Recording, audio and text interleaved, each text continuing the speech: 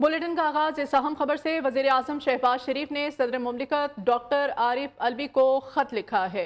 वजीर आजम शहबाज शरीफ ने सदर मुमलिकत को जो खत लिखा है वो जवाबी खत है और वजीर आजम ने इस खत में लिखा है कि कहने पर मजबूर हूँ कि आपका खत तहरीक इंसाफ का प्रेस रिलीज दिखाई देता है।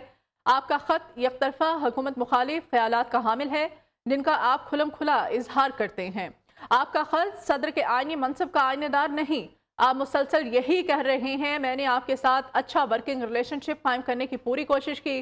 अपने खत में आपने जो लबो लहजा इस्तेमाल किया उससे आपको जवाब देने पर मैं मजबूर हुआ हूँ।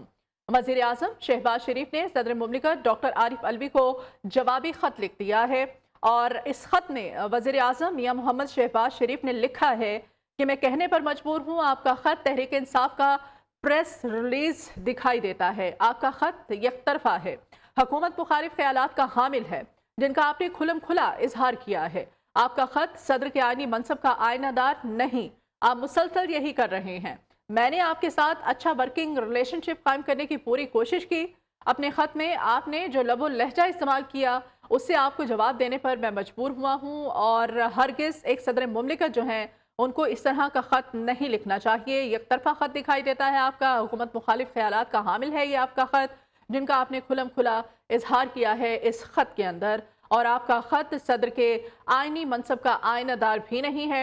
आप मुसलसल यही कह रहे हैं कि और मैं आपके साथ हमेशा अच्छा वर्किंग रिलेशनशिप कायम करने की कोशिश करता रहा हूँ, पूरी कोशिश की गई मेरी जानिब से, जबकि आपने अपने खत में जो लबो लहजा इस्तेमाल किया है उससे आपको जवाब देने पर मैं मजबूर हुआ हूँ और इसी बिना पर यह जवाबी खत मैं आपको लिख रहा हूँ। वजीर आजम शहबाज शरीफ ने सदर मुमलिकत डॉक्टर आरिफ अलवी को जवाबी खत लिख दिया। इब्राहिम लक्की हमारे कॉरेस्पॉन्डेंट हमारे साथ हैं, उनसे मजीद जानते हैं। इब्राहिम लक्की, वजीर आजम मियां मोहम्मद शहबाज शरीफ ने जवाबी खत लिखा है सदर मुमलिकत को, इसमें नाराजगी का इजहार किया गया है और यह भी कहा गया है सदर मुमलिकत को कि आपका खत यकतरफा नहीं है, हुकूमत मुखालिफ ख्यालात का हामिल है, खुलम खुला तजाद इजहार किया गया है आपके खत के अंदर।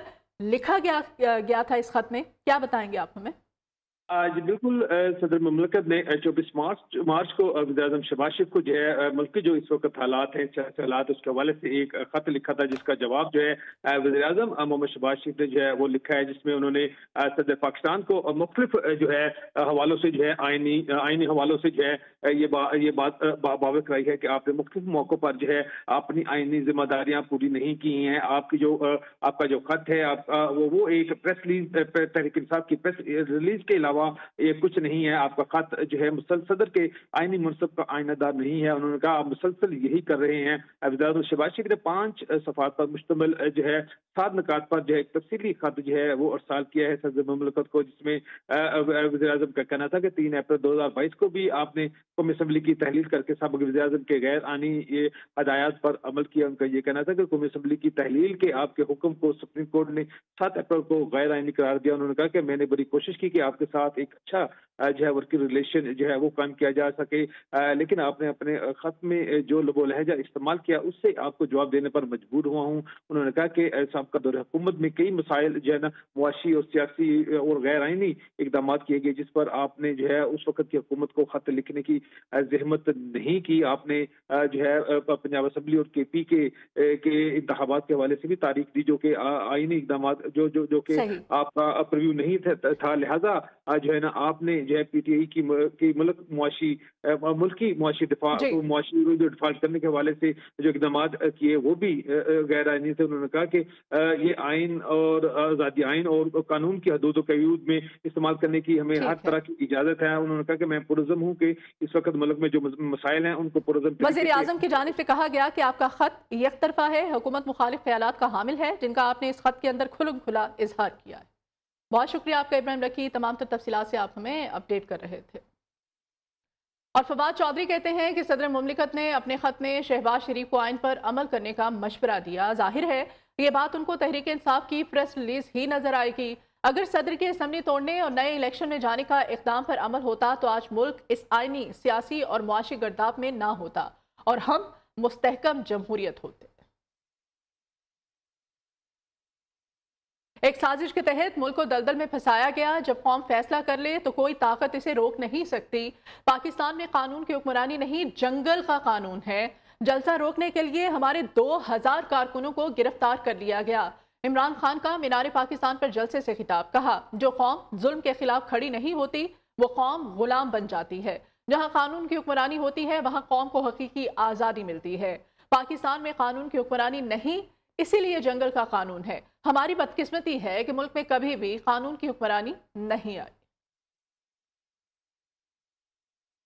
मैं आपको ये बताऊंगा कि हमने अपने मुल्क को किस तरह इस दलदल से निकालना है। ये जलसा फेल करने के लिए 2000 हमारे कारकुनों को आपने छापे मार के जेलों में डाल दिया। जब अल्लाह लोगों के दिलों में एक सोच डाल देता है, कोई कंटेनर, कोई रेंजर, कोई नहीं रोक सकता उनको। जब एक कौम जुल्म के सामने नहीं खड़ी होती,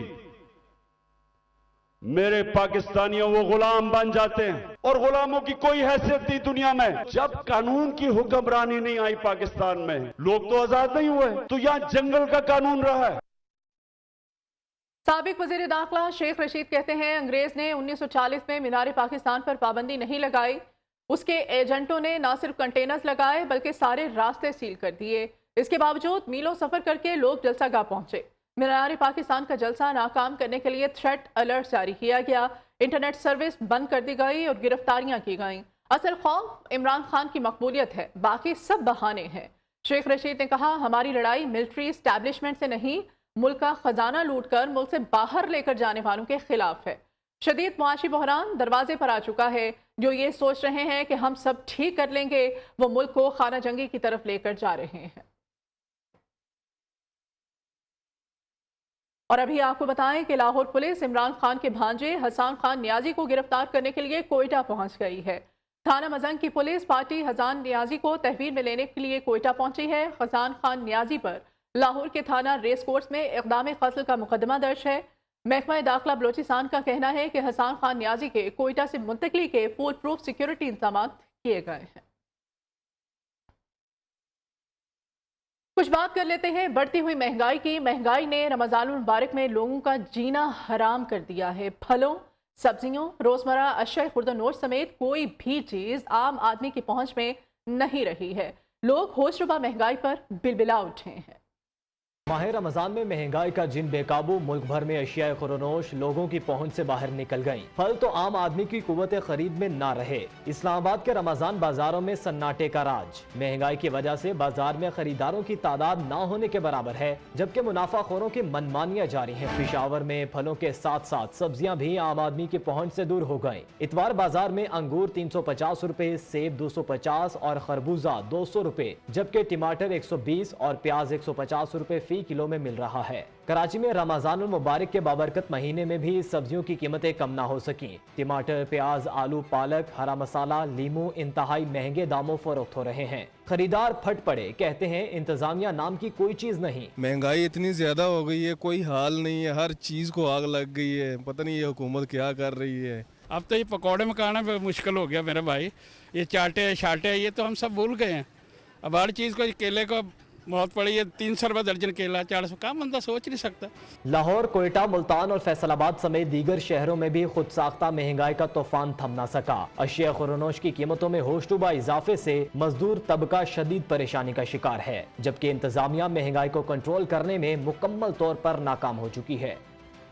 लाहौर में रमजान की आमद के साथ ही महंगाई का जिन बेकाबू हो चुका है। एक तरफ मुफ्त आटा तो दूसरी जानिब अशिया खुर्दनोश की कीमतों में खुद साख्ता इजाफा।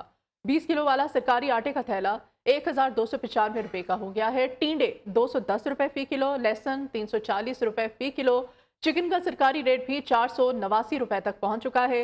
महंगाई के सताए शहरी हुकूमत से क्या मुतालबात कर रहे हैं, ये हम जान लेते हैं हमारे नुमाइंदे शावेज बाजवा से। जी शावेज। हाँ जी बिल्कुल, रमज़ान की आमद के बाद भी महंगाई का सिलसिला जो है वो कम ना हो सका है। शाही खुर्दनोश की कीमतों में बहुत ज़्यादा इजाफा देखने को मिल रहा है। शाही खुर्दनोश की बात करें, जिनमें आटा, दालें, चीनी, सब्जियां, फल और गोश्त जो है वो गरीब आवाम की पहुंच से दूर होते जा रहे हैं। शाही खुर्दनोश की बात करें, जिनमें सेब जो है वो 335 रुपये किलो, केला जो है वो दर्जा अव्वल जो है वो 340 रुपये दर्जन और दर्जा जो स्पेशल है वो 350 रुपये दर्जन में फ़रोख्त किया जा रहा है। उसके बाद जो है वो अगर फलों की सब्जियों की बात करें तो सब्जियों में जो है वो आलू 45 रुपये किलो, लहसुन ईरानी जो है वो 600 रुपये किलो में फ़रोख्त किया जा रहा है, जबकि खजूर जो है वो जो कि रोज़ों में सबसे ज़्यादा इस्तेमाल की जाती है वो 490 रुपये किलो में फ़रोख्त की जा रही है। हमारे साथ कुछ शहरी मौजूद हैं, इनसे जानते हैं कि बढ़ती महंगाई ने उनके बजट पर क्या असर किया है और उनकी हुकूमत से क्या मुतालबात है। गरीब के लिए 2 वक्त की रोटी खाना जो है ना वो बहुत मुश्किल हुई है। हालांकि आपने बात की कि खजूर रोज़ों में सबसे ज़्यादा इस्तेमाल होती है, जो कि हम पिछले साल ले रहे थे 300 रुपये किलो, 250 रुपये किलो, जो इस वक्त 700 रुपये किलो मिल रही है। और गरीब बंदे ने ये बाकी बातें तो छोड़ दे, रोज़ा खोलना भी इस वक्त जो है ना वो मुश्किल हुआ है। गरीब सिर्फ ऐसे चक्की में ना पिसता जा रहा है, बाकी अल्लाह ही है इनका हाफिज़ और हमारा भी। हाँ जी, जैसा कि इनका कहना है कि बढ़ती महंगाई ने इनके बजट को काफ़ी मुतासर किया है। उनकी हुकूमत से यही मुतालबा है कि महंगाई को कम करे ताकि गरीब आवाम जो है वो 2 वक्त की रोटी सुकून से खा सके। जी, रमज़ान मुबारक में महंगाई का तूफान। पेशावर में फलों के साथ साथ सब्जियां आम आदमी की पहुंच से दूर हो गई हैं। इतवार बाजार में अंगूर 350 रुपये फ़ी किलो, सेब 250, खरबूजा 200, स्ट्रॉबेरी 200 रुपये फ़ी किलो में फ़रोख्त होने लगी है। टमाटर बदस्तूर 120, मटर 240, भिंडी 300 और प्याज 150 रुपये फ़ी किलो में फ़रोख्त हो रहा है। बढ़ती हुई महंगाई ने शहरियों को औसान ख़ता कर दिए हैं। शहरियों के और हमारे नुमाइंदे जमील खान इस वक्त एक इतवार बाजार में मौजूद हैं। जमील से मज़ीद जानते हैं। जी जमील। जी बिल्कुल, रमज़ान में महंगाई की लहरें जारी है। पेशावर में भी फ्रूट और सब्ज़ियां महंगी है, जिसकी वजह से अवाम परेशान है। इस वक्त मैं मौजूद हूँ पेशावर की फ्रूट मंडी में, जहाँ पे स्ट्रॉबेरी 200 रुपये फ़ी किलो है, साथ साथ सेब 250, इसके अलावा खरबूज भी 200 रुपये फ़ी किलो है। भिंडी जो है पेशावर की मुख्तलिफ मार्केटों में अगर सब्ज़ी की बात की जाए तो वो भी 330 रुपये फ़ी किलो। शुक्रिया जमील आपका।